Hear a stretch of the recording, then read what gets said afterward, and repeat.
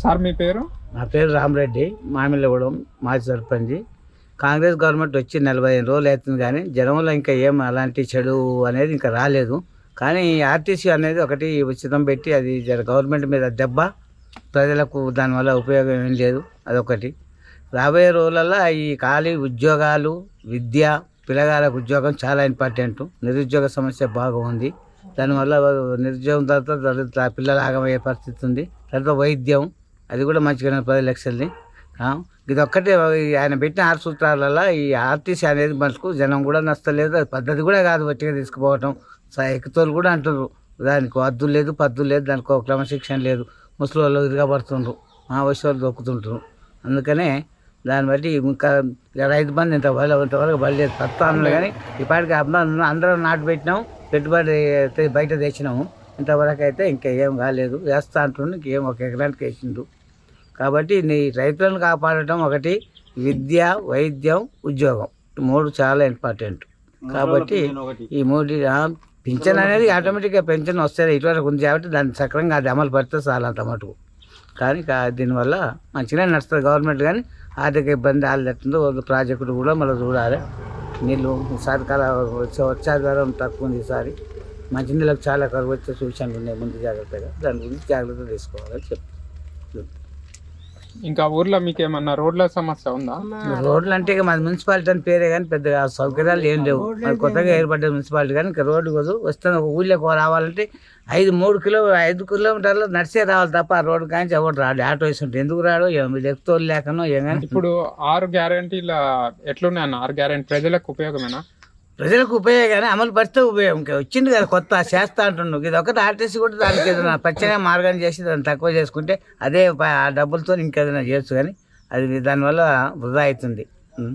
కాబట్టి ఆయన చెప్పిన 6 ఇంకా అమలు కాలే కదా. అమలు వచ్చినాక తర్వాత ఇంకొక ఎట్టబడి 1 సంవత్సరం అయితే పంతనం తెలుస్తుంది. ఇప్పుడు దానికి అది తెలుస్తుంది.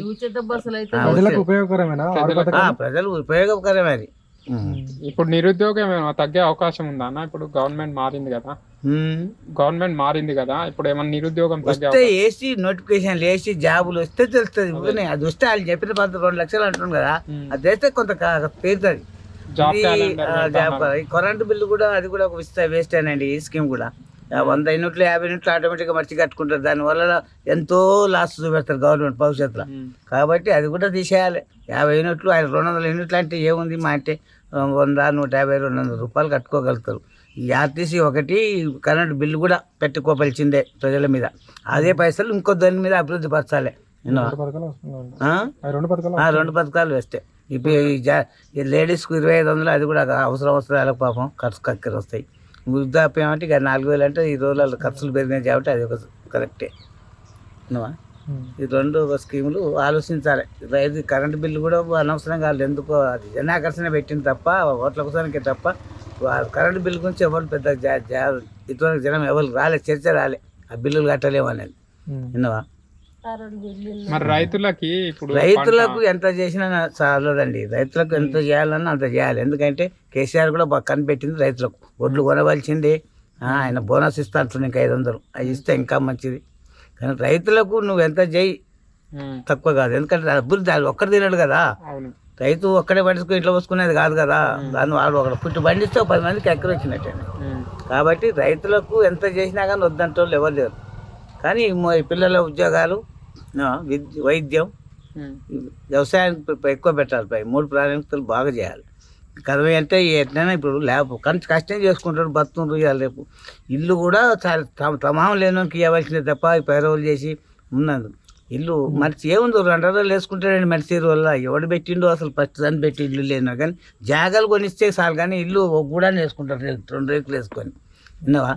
కొన్ని పనికిరాని ఉన్నాయి కానీ అక్కడ వచ్చేవి అంటే సామాన్య అన్ని నిన్నాక ఇవి చేసుకుంటే సహజమే. కానీ ముఖ్యమైనవి చాలా వరకు చేయాలి. ముఖ్యమైనవి చేసినాక తర్వాత స్కీములు